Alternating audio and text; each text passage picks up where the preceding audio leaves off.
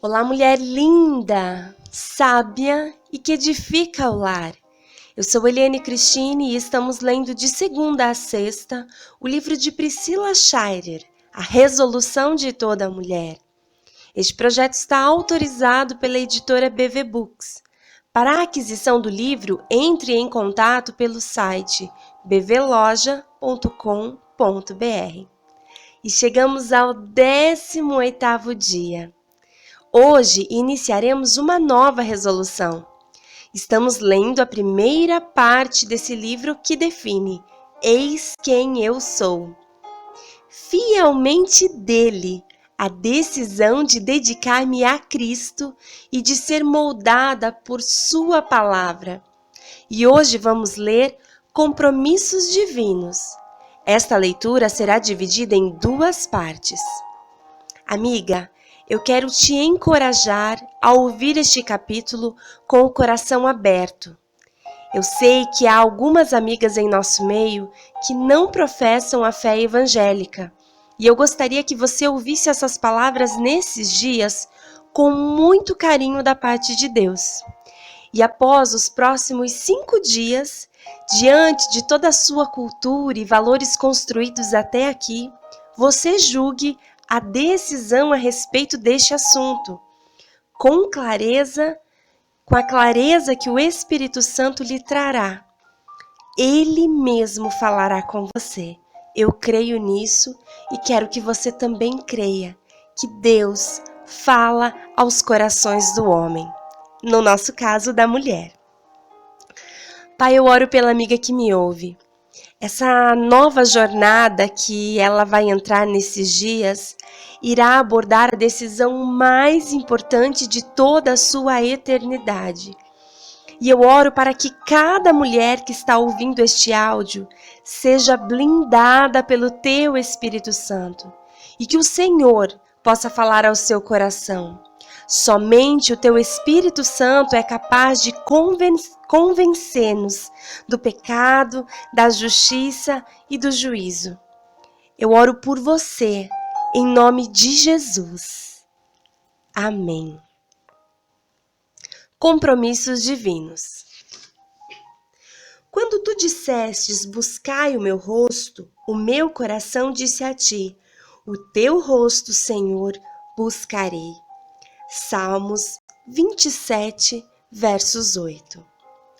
A moeda em dólar com a imagem de Susan Anthony foi criada em 1979 pelo governo dos Estados Unidos e novamente em 1999.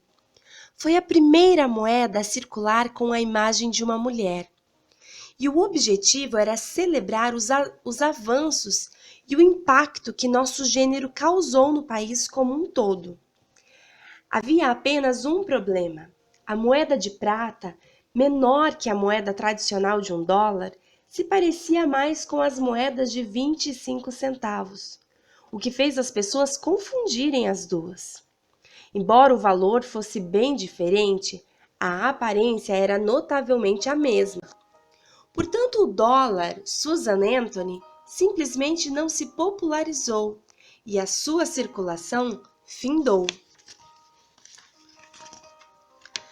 Você, minha amiga, foi cunhada à semelhança de Deus, e Ele te chamou das trevas para a sua maravilhosa luz.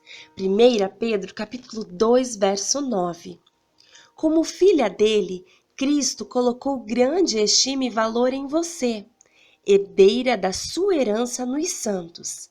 Efésios, capítulo 1, versos 18. Foram-lhe investidos os dons, talentos e qualidades únicas que o próprio Deus te considerou capaz de carregar.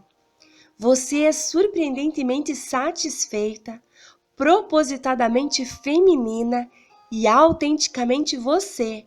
Mas isso não é tudo. Você também tem a oportunidade de ser fielmente dele. Não tenha dúvidas de que o investimento desse tesouro tão divino na vida de uma pessoa requer uma responsabilidade que você e eu deveríamos considerar um privilégio. Ele merece a nossa resolução de corresponder fiel e constantemente aos valores que nos foram atribuídos e de mostrar para o mundo o valor inerente que possuímos pelo sacrifício de Deus, concedido pela graça. Não deveríamos nunca nos perder na confusão do mundo. Dólares inteiros confundidos entre muitas moedas de 25 centavos. Eu nunca nos deixar levar por atitudes e interesses ruins, tornando-nos tão semelhantes a qualquer outro a ponto de não nos destacarmos em meio à multidão.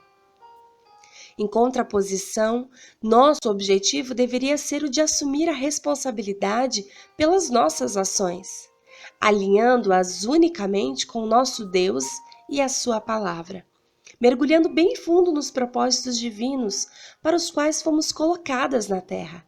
Essa é a resolução da mulher que é fielmente dele. Somos mulheres que se curvam à sua voz, ouvindo, prestando atenção e adequando nossa vontade à sua. Somos mulheres que apoiam a glória das Escrituras diante de opiniões contrárias. Somos mulheres que não respondem às autoridades mundanas, mas sim àquele que nos criou, nos amou e nos chamou para si mesmos. Somos mulheres que têm o propósito de Deus em vista e a voz de Deus em nossas almas. Estamos no mundo, mas não somos do mundo. Não somos controladas, consumidas ou compelidas por ele. Somos chamadas pelos céus. Buscamos os propósitos de Deus e somos guiadas pelas paixões que ele pôs em nossos corações. Isso é o que nos faz diferentes e únicas. Diante de uma cultura infestada de pecado e hostilidade a Deus, seremos fiéis a Ele e às glórias de sua palavra. O autor de Hebreus registrou um exemplo inesperado deste tipo de fidelidade.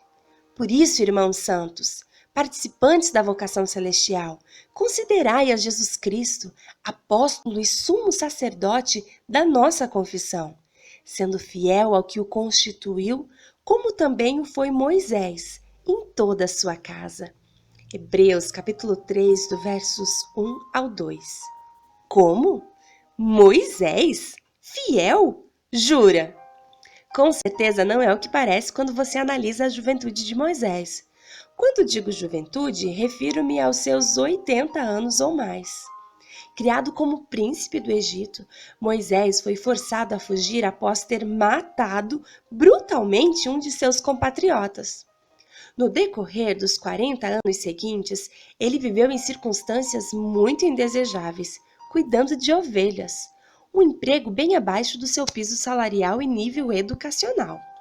Um dia Deus o surpreendeu dirigindo-lhe a palavra por meio de uma sarça ardente, dando a ele uma tarefa bem mais prestigiosa, a de libertar Israel da escravidão.